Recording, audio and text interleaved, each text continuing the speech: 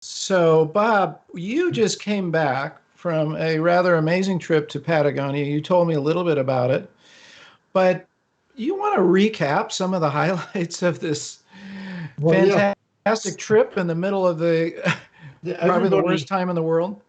everybody's always thought being a travel photographer probably one of the best jobs in the world, and it's far from it. It's very solitary for one thing, um, and you have to be able to cope with problems on the run. And this trip to Argentina was a classic example of that, although, of course, absolutely unique under the current circumstances. We left in mid February for a job with a winery, Corazon del Sol, which is a winery in Mendoza. And the client has two other wineries, one in Napa Valley and one in Oregon. And we were going down to cover harvest in Mendoza. And that was amazing. There was a big group of people there. And that that's went very well. And it was all before the whole coronavirus thing hit the fan. Uh, Yeah. it was in Hubei province in China, and it appeared that it was an Asian problem like SARS and all the other influenza-like viruses that have occurred in the last decade or so. And we didn't really take it seriously as a global problem. So we thought, well, South America is going to be okay. And really, nothing much had happened when we left. By the time our job with the winery was over, we were going to go down to Patagonia at the very southern tip of South America. It's the last stop before the Antarctic. It's very wild, desolate country, and we had a friend joining us who was debating whether or not he should come over. And at the last minute decided that things were not too bad, that he would come over. So we go down there. We have an incredible time, as you'll see from some of the photographs. We were scouting a future workshop down there, which looks very promising, assuming the world pulls out of all this mess. Uh, Yeah. but it was a great trip. And then things escalated throughout the world with coronavirus. While we were down there, we didn't get news regularly, but we were getting it intermittently. And it just seemed to be getting worse every day, as indeed it was. And it got to the stage where we were almost at the end of our trip and we had to decide what we were going to do. And we seriously thought about staying down in Patagonia and hunkering down there for a few weeks. It's an amazing place to be. The landscape is probably the best mountain landscape on earth. And we seriously thought about it. We thought, well, we can just hunker down, spend days hiking. There's inexpensive lodging there because of all the dirt bad climbers that go down there. You That's know, right. there are all kinds of places where you can hole up for a few weeks at minimal expense. And then the day after we're sort of discussing this and thinking that might be the way to go, the the Argentine government closed all the national parks and they had rangers and police at the entrance to every trailhead going into Pioneer National Park, Fitzroy National Park, and the whole place closed down because the national parks were closed. All the tourists left.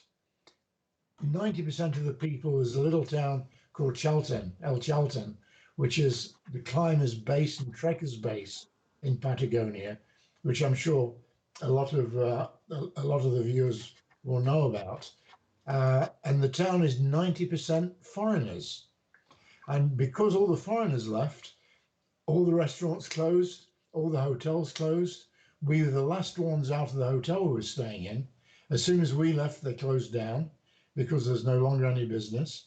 And we had a 3 hour drive to Calafate, which is the only little airport in Patagonia that you can get to easily.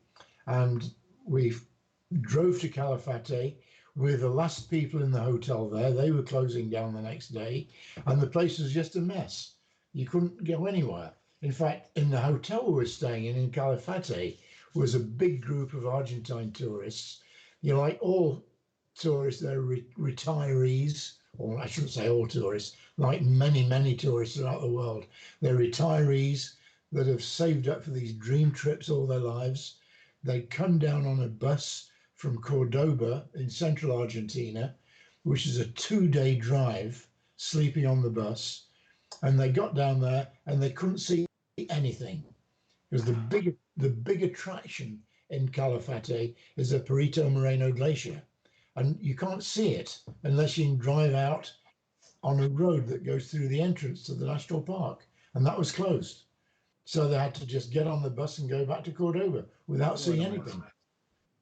We felt really sorry for them, and we had our flight brought forward. Our flight back to Buenos Aires and back to Mendoza, where we'd flown into, was brought forward a day without them telling us. And we just happened to find out that the date for our flight was the following day. And so we jumped on the flight. Oh, the other problem, I should say, is in this part of Argentina, there's very little medical service. There are no hospitals in Chalton. There's nothing in Chalton. I think there might be one emergency doctor. In Calafate, there's one rudimentary cottage hospital. So if anything did happen, you'd basically be screwed. Wow. Particularly as viewers can see, I'm in a sensitive age group. You and I both. Unfortunately. So yeah, I'm at risk. And I was not happy about being stuck down there and anything happening, because it would have been a 3-hour flight back to Buenos Aires if anything had happened. And, that would have been quite a serious trip. But anyway, we get back to Mendoza eventually. We have 2 flights to get back to Mendoza. We get ready for a flight out the next day. The evening before the flight out, we get an email saying, don't come to the airport, your flight's being cancelled. Because we were flying out through Peru, and that afternoon, Peru had closed all their borders. So wow. We thought, God damn it, so close. But at least we're in Mendoza, which was a wine region. So there's lots of medicine available in 75 milliliter bottles. Excellent wine there. Yes, yeah. Mendoza. Yeah. So it's a good, and we have friends there. So it's a good place to get stuck. But I immediately went down to the office of the airline, and there's a huge line outside because everybody was panicking, trying to get out of the country or trying to get home. And we managed to get a flight via Mexico City and straight back to San Francisco. But it was really an nail-biter. It's like people getting out of Vietnam on the last flight out of Saigon. It's a very similar sort of situation. Everybody was scrambling for flights. And we lucked out and got one. The scary part is we had 5 flights to get home, and that meant going to 6 different airports. And at every airport in South America and Mexico, they were giving temperature tests before you could get on or off a flight. There's a medical team taking your temperature with a thermometer, one of these trigger thermometers. And the only place we didn't have a test was in San Francisco, which is alarming. We went straight through immigration, straight out, and there was a bus waiting to get me back to Marin, and no tests at all, which is scary. Unbelievable. Yeah. For California, right? San Francisco. Yeah, absolutely. In an area where it's very prevalent at the moment. Yeah. So it was an interesting trip. Well, Bob, I would like to welcome you back, and I'm glad you came back intact. This is the glamour of travel photography, right? You just well, things always go wrong. One of the things you offer as a travel photographer is your ability to cope with problems. Right. Because we travel with a minimal amount of equipment, really, because it's all you can carry. I have friends who do advertising work. They have 12 cases of gear, lighting, all kinds of stuff. And we've been there. We shot a video in Washington a couple of years ago, and there's a mountain of equipment. And as a travel photographer, I carry. In fact, I think there's a photograph of me, a couple of photographs of me in Patagonia, I travel very simply. I have a think tank airport advantage roll-on bag, which is one of the best designed pieces of equipment I've ever had for carrying gear because it fits under almost any airplane seat. Those are Nobody, fantastic. nobody ever questions it. It looks small, it's compact, it can be as heavy as hell. I can barely lift it at times, but it doesn't look heavy. So as Right. long as people don't weigh it, I get away with it. And it's roll on, so it's easy to move around. And then I've also started using what's called a Mind Shift, a little Mind Shift backpack, which is great just as a day bag. I can carry emergency food in it, some extra clothing, extra gear, and I travel just with that, very, very simply. Well, Bob, this is a good point that I want to introduce the fact that your course is now live. But before I do that, I just want to welcome, we're getting people from all over the world. We have Portugal, Bucharest, Phoenix, Arizona, Paris, Israel, Is that Brazil. is that Jose from Portugal? Who is there in Portugal? Let's Jo- see. Jose? It is, I've lost him. Okay, hang on one sec. We even have somebody from Mill Valley. How about that? It is Jao in Portugal. Ah, And Mill Valley, your old home and stomping grounds, and Redlands, California. We've got people from all over the world. Thank you guys for joining us. yeah, But I thank you. do, Bob's talking about how he travels late, and I want to introduce this. If you have to stay home, the best thing for you to do is to watch homes. Ah, Okay? Don't all I laugh at once. apologize. I apologize for the host. But Bob's groaning there. But seriously, you guys, his course, which has 2 days of us out shooting in the real world, not made up, on assignment, is now live, and we're going to offer you guys 15% off of the already discounted price. Okay, we haven't raised the price yet, so we're giving you an additional 15%. Jared is going to put the code in the comments. It'll also be in the text below. But one of the things we do is we go over with Bob his gear in detail. So everything he's mentioned to you, we get to see how Bob packs his stuff, why he uses certain lenses, and the whole kit and caboodle. So you guys should take advantage of this time that you have to study Bob. Okay, Bob. So It's a scary again, thought. I know it's scary, but stay home with Holmes. Okay. So Bob, what are some of the what were the highlights photographically of your trip? You want to show us some of your images? Yeah, I'd love to. Let's Well, do that. yeah, I I think of myself as a documentary photographer primarily, but I love landscape. In the winery when we were shooting at Corazon del Sol, obviously it was no different to shooting wineries, really from shooting wineries anywhere in the world. All wineries are fundamentally the same. Harvest is the same. There are different people doing the work and different ethnicities doing the work, but the process is the same wherever you are. The landscape changes. And the wine is right at the foot of the Andes, just outside Mendoza, in an area called the Uco Valley, which produces the best wines in Argentina now. And it's just phenomenal. I think, Jared, there's some photographs of a couple of paniolos. What do you call paniolos? I forgot the name. The horseman. What do you call it? Okay, Jared's getting those photographs up. We'll have them on in just a second, and we'll be able to show them while you're Yeah, talking about it. and I love that kind of thing. It's natural. That's authentic. Incredible landscape. When they pop up, I can talk about them a little bit. Um, and as a photographer, as I always tell students, the important thing is to learn to look at light.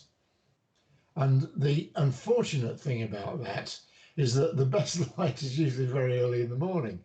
the nice thing about South America at this time of the year is that it's late autumn. So the light was getting really nice around dawn, which was 7:30, which is very civilized. In up here, often when we're shooting harvest, we're out at 5 in the morning to get the really pretty light. But in Argentina at this time of the year, it was around 7:30. It was getting really nice. Um, so hopefully the photographs will be coming up We soon. have one of, yes, some gauchos, it looks like. This Yeah, fantastic that's the photograph. word I was groping for, not paniolos. That's Hawaiian gauchos. Yeah, we went up into the mountains with a couple of gauchos, and this is one situation where this Mindshift backpack really came in handy because I could ride on horseback with this pack on my back and easily access everything that was in it. I think there's a photograph of me actually on horseback with the pack that my partner Andrea took. Uh, but hopefully we'll see him in a second. But the great thing about the whole of dramatically, um, people think of the Andes. The Andes is just a very thin strip down the western edge of Argentina. It's a tiny part of the country, but it's the most dramatic. And everybody thinks of the Argentina being the Andes, and that's the landscape. Most of the landscape is flat pampas, and there is a shot that I have that's one of my favorites that really, to me, epitomizes Argentina as a whole. A few years ago, I drove every inch of Argentina just about for a book. I drove thousands of miles all over the country, and it was pretty dull because it's the same day after day driving across Pampas. Um, but it's punctuated by these incredible areas. Iguazu Falls in the northeast, one of the great waterfalls of the world, and then the Andes on the west. So there's a lot of variety, but there's a lot of nothing in between. Hey, what's some of these photographs? Bob, I love this image. I mean, you've got so many cool things going on here with The image I've got uh, is of Marc Silber with something stuck in his left ear. it's not a bad image. Jared, go back to that last one. I want to I talk can't. about. Okay, Oh, so I, I see from a it. composition standpoint, you've got so many great elements going on with that. You've got the juxtaposition of the different lines, which I know you've talked about. Diagonal lines, add that vitality. In the background, you've got the gaucho in the foreground. You've got the layers. I mean, everything is going Well, perfectly with that the, image. the elements, I think the important element, photographically, the important elements are, first of all, it was shot early in the morning. So it's very nice, soft light. Yeah. I can't see these images, Mark, so I'm not sure what you're looking at. Is It's this the it's one the of the guy gaucho. It's the gaucho with the one in the back pulling the pulling the horse horse? and the guy in the front.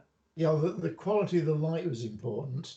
I'm always looking for gesture in photographs. Oh, got it. There are Yeah. two things I look for: gesture and punctuation. Those two, or I should say, punctuation and gesture. And I love layers as well. I like being able to look into a photograph and see with a foreground, a middle ground, and a background. And this shot has all three. There's Got it the all. gaucho in the foreground with beautiful light. There's action with the gaucho pulling his horse, and then the mountains that give a sense of place. So those three elements give this layered effect, which is what I'm always trying to achieve. Bob, what did you shoot this with? With your I use D6? the camera. I mean Z6? Yeah, I always use cameras. You use a camera. That's good. I mean, I find you're I find the photographs are better that way. a little better. I use almost exclusively in Argentina. I shot with a Z6 and a lot of it with the kit lens, the 24 to 70 mm lens, which It's a is an great lens. amazing lens. Yeah. It's slow, but it's incredibly sharp. It's a great lens. I also carried the 14 to 30, which I found I rarely used. I hardly use that at all. I use that in some of the winery photographs. Um, but mainly this was shot, I think this shot was taken probably to the wider end of the zoom. It Probably looks about, like it. yeah, probably about 30, 28, 30 mil, something like that. Because I wanted to give some perspective. There's another shot of two gauchos, the same two gauchos riding, and I shot with a longer lens for that because I wanted to compress the scene. I Let's don't see that one, Jared. pull that one up. And by the way, we have Pablo joining us from, are you from Patagonia, Pablo? It looks like Argentina. Awesome. So Pablo, we're going to, is Pablo from is Pablo from Cheltenham? Pablo is, well, he said my country, so I'm assuming Argentina. And we're going to look at this next image now. Because one of the really one of the things that blows me away about doing these, Mark, is that I go to places, most unlikely places, and I'm recognised. I was in no, that's not the one. Okay, Jared, which one do we want? It's one you see the two of them in the distance, galloping. Yeah. We'll come Well, back to this one in a minute. I was in the Pompidou Centre in Paris, and I saw one of the guards sort of staring at me as I was walking around. I thought, "Oh God, he's going to get me for having a camera and taking photographs." And then he comes up to me, "Oh shit, yeah, this is going to be uncomfortable." And he says, "Are you Bob Holmes?" And apparently he watches all the YouTube videos, and he recognised me walking around. Is that right? The same thing happened the in security Pakistan. guy recognized you Yeah, from the security guy in the That's Pompidou great. Centre. Yeah, that's the shot. That's the shot, Jared. Okay. And See, Pablo is from Buenos Aires, and we also have Cami from Argentina as well. Great to see these pictures. So thank you guys. great. Yeah, thanks for watching. And then yeah, I was in a little cafe in El Chalten, and there's a guy sitting in the cafe, so kept staring at me. And then he walks over and said, "Are you Bob Holmes?" And I thought I'd forgotten to pay a check somewhere or something. They're chasing you. Yeah, he watches the YouTube videos, which is really, really nice. Anyway, to get back to this photograph, Yeah, it's this one here. yeah, that I wanted a shot. Obviously, there's I was reading a blog this week about fake photographs, fake travel photographs, um, and yeah, it's a very good blog. It's worth reading because there's so many photographs you see that are totally staged, and really this is no different. It is a stage photograph. These gauchos genuinely go up there. They were our gauchos. They took us up on our horses, so it was not a staged situation, but the shot itself was staged in that I asked them to ride around on this area that we'd driven up to. So not ridden up to. And I asked them to just gallop across. And I used a long lens to emphasize the mountains in the background, the Andes in the background. The color again is because of the very early morning light, just after dawn. And then I watched very carefully so that the two gauchos were separated, the horses were separated, and also the legs were in the right position. The legs of the horses looked as though they were moving. Yeah. And it's those sort of details you have to look for. And I never use rapid fire. I like to be in control, and I take one shot at a time. I use single frame shooting. But I took a fair number of shots of this as they rode across. And there was one that worked exactly as I wanted it to, which is this one. Bob, that's excellent. I love the diagonal lines too, and the whole V, the V's that we're seeing, upside down V, and I wanted the peaks. I wanted the horseman just in that position in front of a fairly plain background. If it had been a minute or two or a few seconds sooner, they'd have been against that diagonal dark line. Absolutely. As well. So you Well, that's capturing the moment, and right? The you have to be decisive moment. aware that the top of the frame isn't cutting off the mountains in that cloud.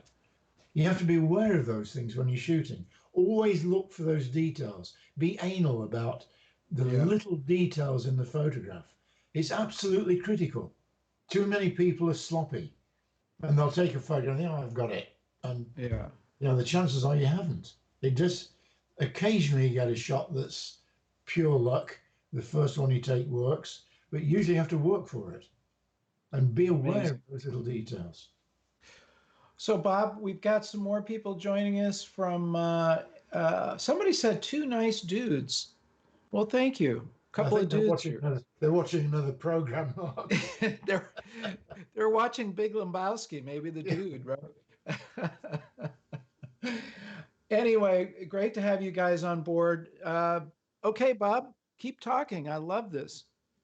Well, so By what? the way, before I just, for those who have just joined us, we're giving you a 15% discount off of Bob's course. If you're going to stay home, you should watch Holmes. The link, Jared will probably add that again as a 15% discount code for Bob's course or our entire bundle. If you want to just dive in, get the whole thing, you should do that because you've got time on your hands. Learn photography. Bob, back to you. What's our next photograph? That's back to Jared. Jared, what's the next one? He's in charge of the photographs. I'm Anything keeping. you like, Jared. This is gorgeous, Bob. Tell us what's going on with this image. Um, this This is is Torres del Paine. This is one of the national parks that closed down last week. I should say we got back this weekend. A week ago we were in this area. I was driving. Oh no, not this area. I'm sorry, as in Fitzroy. But a week and a half ago we were over here in Piney. Again, this is a photograph that is totally dependent upon light, obviously. Well, depend on light and weather. The great thing about Patagonia and the great landscape locations of the world is that they have variable weather. I think of three places that I think of as my favorite places for landscape photography. Scotland, which is incredible because the weather changes every few minutes. yeah. Iceland, and everybody's seen photographs of Iceland these days, but Iceland is amazing. Again, the weather changes a lot. And then Patagonia, because you see with this, it's cloudy, there are strong winds, it's changing by the minute, and this was taken at dawn. This was at sunrise, the sun had just come up. You see, it isn't illuminating the bottom of the mountains yet, it's just sitting the top in the clouds, and it's just an amazing light. This only secret to these kinds of photographs is be there. You That have is to the secret, isn't it? scout the location. We wanted water in the foreground, and I got photographs with a lake in the foreground with reflections of these peaks. Great. Um, and it's just a question of being there. There is no trick to them other than being aware of what the light is going to do, and then get your ass out of bed. So, what time? Let's talk about the day in the life of a photographer. So, what time did you get up if this was sunrise? When did you get ready to go out? 6:30. Okay. Oh, 6:15 probably, And you because had all your gear ready for the previous night? the great thing about Torres del Paine is that you can see a lot of it from the road and oh yeah, this is the shot that just came up with the Yeah. reflection in the lake in the foreground, and this was just before sunrise, so it's very subtle light on the peaks. And you see how the light has changed, and we were there for 2 or 3 days, so I think this was a different day, um, but anyway. Would you say that's the So blue hour there, Bob? In um, the Is that the blue hour as well? yeah, that's blue hour. Yeah, Blue exactly. hour before sunrise. Yeah, that is blue hour. Yeah, because everything Absolutely. is so deep blue. So I would, we get up 6:15. The important thing was to scout when the light is not good. And as I was saying, the nice thing about this part of Patagonia is that you can drive to a lot of the places. You don't. The hikes in were fairly short. We had to hike into this location, but it was a short hike. You know, it wasn't a mega 2 hour hike, far from it. So Yeah. we scouted the day before. We found places that we thought would work. Then got up early enough to be able to get to the parking area and hike in. And then we were ready for whatever happened. We were there before, we were there in the dark. We had headlights with us, and we'd walk in pretty well darkness until we're in place. Because very often the best photographs are taken just before sunrise, like this. I love the subtlety of this. Sometimes when the sun actually hits the peaks, it's a bit too gaudy. It's too bright. So I prefer this subtlety.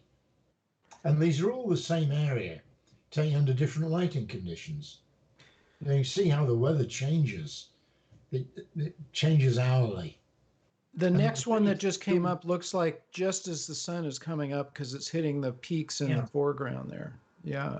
But there were days when you couldn't see the mountains at all.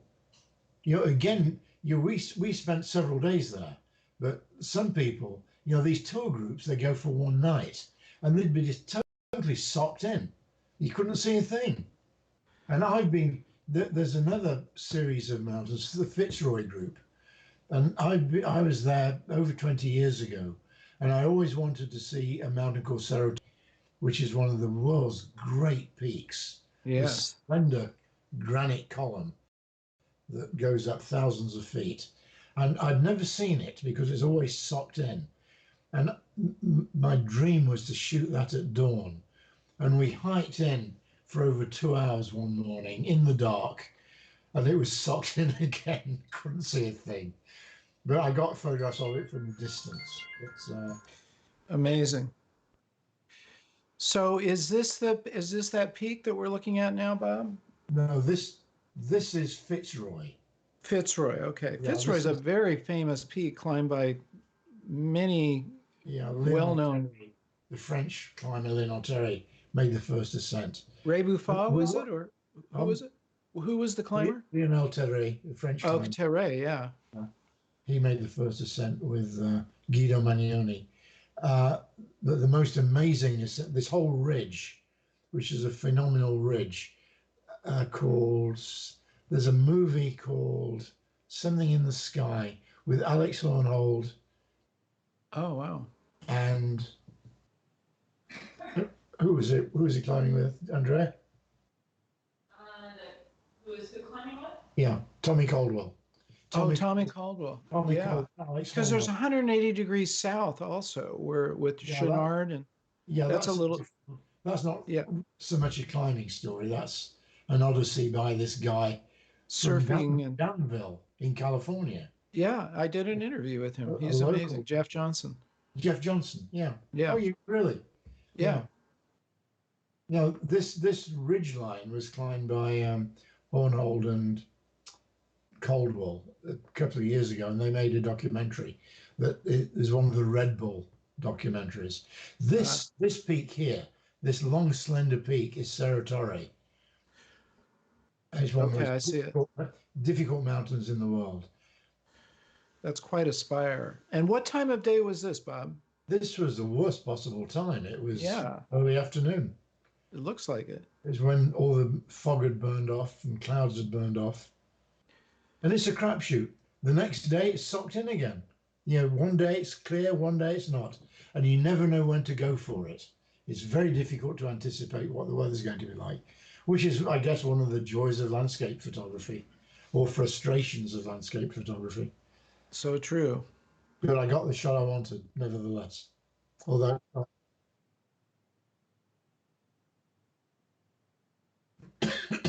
we've got an image that Andrea must have taken of you, right? Showing you in the frame. There you are. Andrea, I assume you took that. And there's that, how far you are. So what lens were you shooting with if you were that far away? Yeah, that's I don't design shooting with my go-to lens, which is the 28-300. Right. Which that's what it looks like. It's a very slow lens. I think it's 5.6. But with modern cameras, with And I think I shot that on maybe a D850. I'm not sure. The only two cameras I took with me were a D850 and a Z6, and it could have been on either. Uh, but anyway, it was with that lens, so yeah, I could get pretty close in, and also get shots with the river in the foreground. But this was taken. I suspect Andre took this with, what was it, Andre? Do you remember? Well, it was what your lens was. This is like a 24 to 70. 24 to 70. 24 to 70. That makes sense. And I shot this on a Z6. Yeah. it would be interesting to see the focal length on that previous photograph that you're taking from that spot. I'm guessing it was close to 300. Yeah, I think it was 300. It was up there. Okay.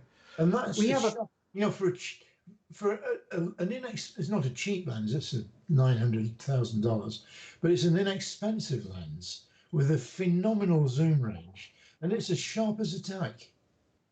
I love that. That's an incredible lens. Yeah. Bob, let me read you a couple of things. This is with a wider version of the same. Oh yeah, there you are. Okay. You have a comment here. Great images. I think that every next photo is just better than the previous. How do you do this, Mr. Bob Holmes? Well, that's why we're here. And beats the hell out of me. We're trying to figure that out, guys. If you wonder why I do so many interviews with Bob, I'm trying to get his trade secrets myself. Well, a lot of it all comes back to practice. And we're all wherever in the world we are at the moment. I'm sure most of us are hunkered down under quarantine for 14 days or more. So none of us are going anywhere, but it doesn't mean you can't still practice. You can go out, you may not be able to wander around in the streets freely or whatever, but you can shoot inside wherever you live. If you have any open space, you can go outside. If you've got a backyard, whatever, and just practice with small scale things. Just learn to look at light wherever you are. Light streaming in through a window, how it's hitting things, how you can use a reflector to bounce a bit of light into stuff. You don't have to be in dramatic landscapes to practice. Far from it. Just learn to look. It's all about, photography is about seeing. And that's whether it's seeing gesture, punctuation, light, whatever it is. You have to learn to see things. And I stare a lot. One of my kids, my daughter Hannah, yells at me sometimes for staring at people. And I tell her that's my job. It's what I do. I can't help it. If I see interesting looking people, I stare at them. And it's I can't say it's unconscious because it obviously isn't. But it's it's what I do. I've been doing you do it. You do it well. I'm staring. I'm a good starer.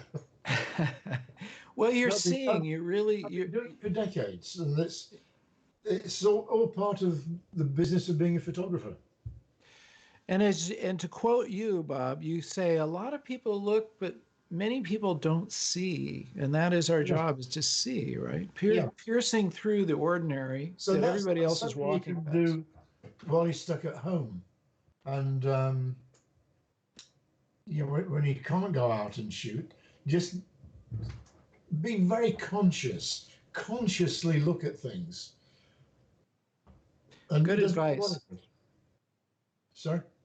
I'm going to also interject because we're going to wind this up, folks. Thank you guys for joining us.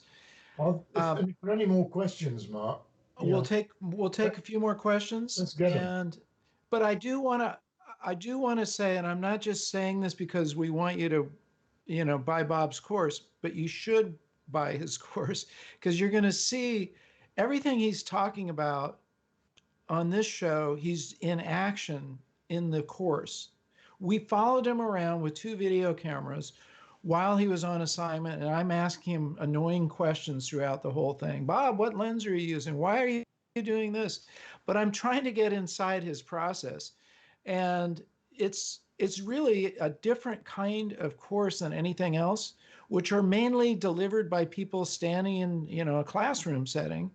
And many of those people, I've got to say, are not necessarily working photographers. Bob is on assignment working, and we're seeing all the things that you run into when you're out on assignment. So check it out, you guys. Okay, questions.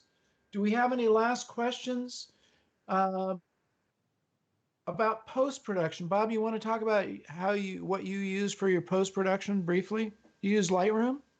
Yep, inevitably. I think most photographers use Lightroom these days.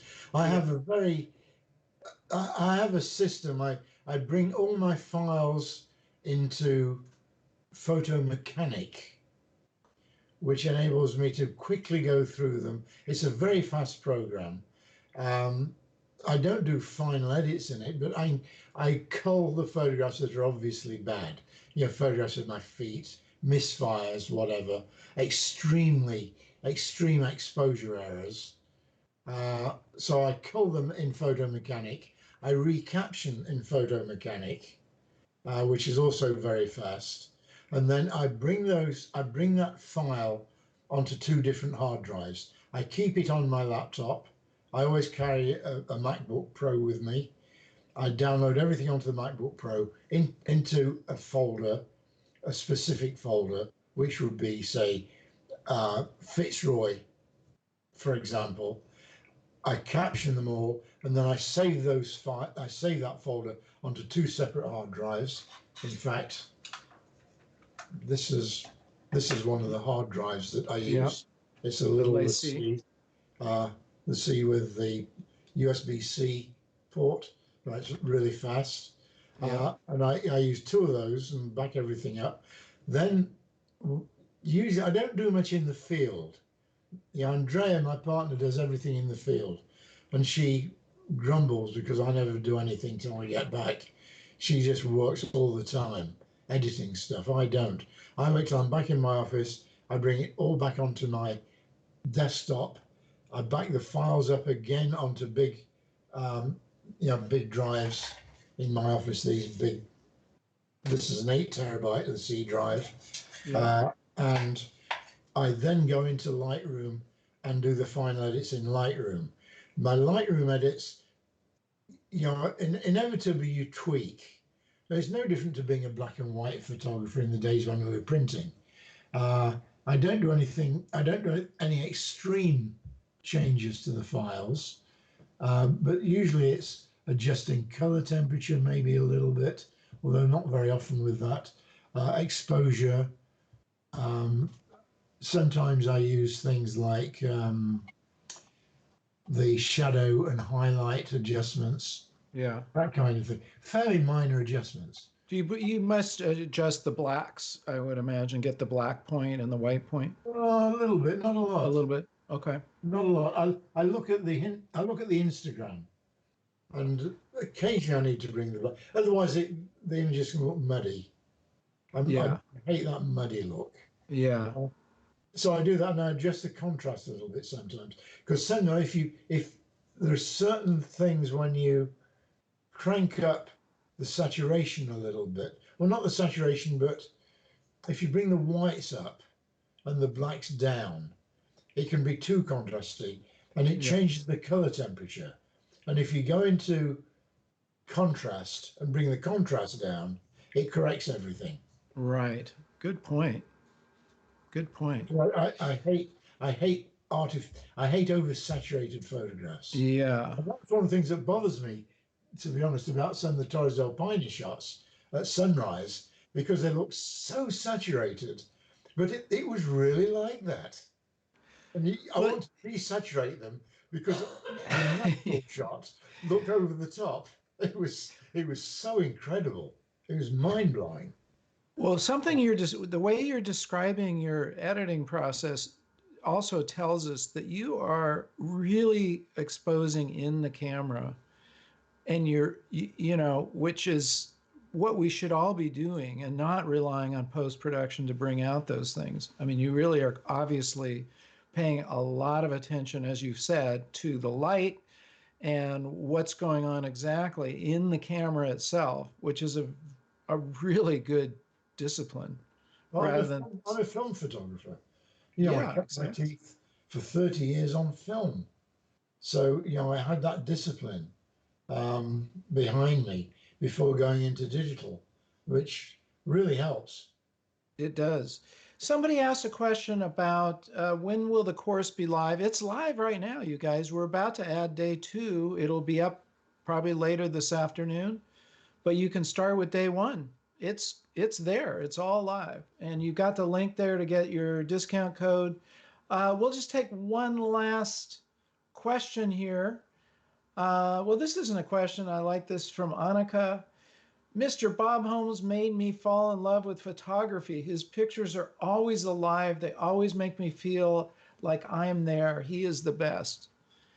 How do you bring that life into a photograph, Bob? I mean, what's that? What's that? Je ne sais quoi? What do you look for?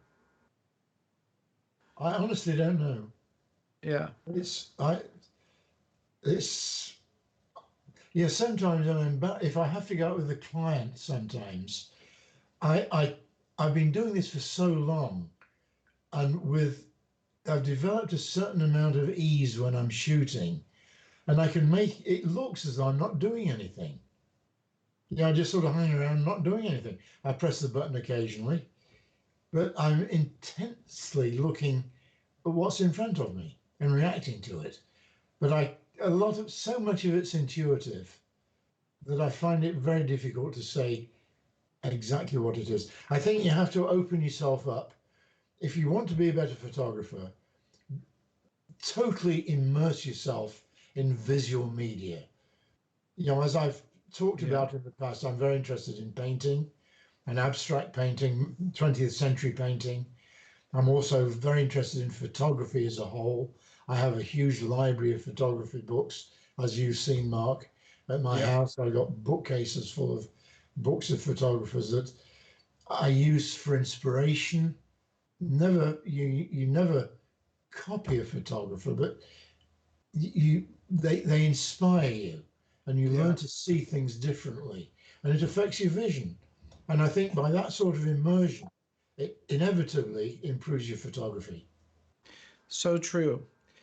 And by the way, in the course, we actually get to see Bob discussing some of his favorite photographers, looking over his shoulder at those photographs. He's giving us what he's seeing out of those. This is really valuable. I think we're going to wrap it up, Bob. I am always learning from you myself. I know our viewers are blown away. They're giving us all sorts of wonderful comments. A couple of things before we wrap up. Will you guys be sure to follow Bob on his Instagram? That's Bob Holmes Photo. Jared, you can add that to the comments there. Follow me also, Marc Silber, on Instagram, because you'll get updates on what we're doing. We're doing all sorts of extra live YouTube lives because people are at home. We want to fill that vacuum. We don't want you sitting there worrying about what's going on with the world. There's already enough of that. I mean, if you turn on the news for 1 minute, we've got to counteract it. So that's really what we're doing here. And if I have one thing, Mark, also check out Andrea Johnson's photography on Instagram. So we'll put that. Will you add that to Jared? Andrea Johnson photography. Andrea Johnson photography. Okay, good. So we want you to follow the three of us. And you'll see our different approach to the same things. Oh, that's brilliant. We can actually. And George is already following. He's got to follow all three of us. And you can help us add to our subscribers. And listen, we want more people on these YouTube lives. And I've said this before, but if you go away from this, invite at least one person to the next one, we'll double each time we're doing this. And if you haven't already done this, make sure you do subscribe and enable the bell so you get notified, because we're putting out a lot of content right now, you guys. In the actual video that comes out, leave comments. We love your comments here. I wish YouTube would transfer those over to the actual video, but apparently you can't do that. But leave your comments, share it, like. Bob, anything you want to say before we sign off? We need more time. We need more time. We'll come back again, you guys. we're going to schedule Bob maybe next week. Can you come back again next week, Bob? Yep, delighted to. Okay, we're going to see him again next week. Probably, what the heck? Let's just say next Wednesday, same time, same place. Bring your questions. We love you guys. Take care. Stay well. You know, photography will help you stay well. It's not just a cliche. It really will, because you're looking out at the world. You're not stuck in your head worrying about what's going on. Get out there, do what you can, and I think this is really important for all of us. So Bob, thank you again, and until next time, remember to get out and capture your own images of life.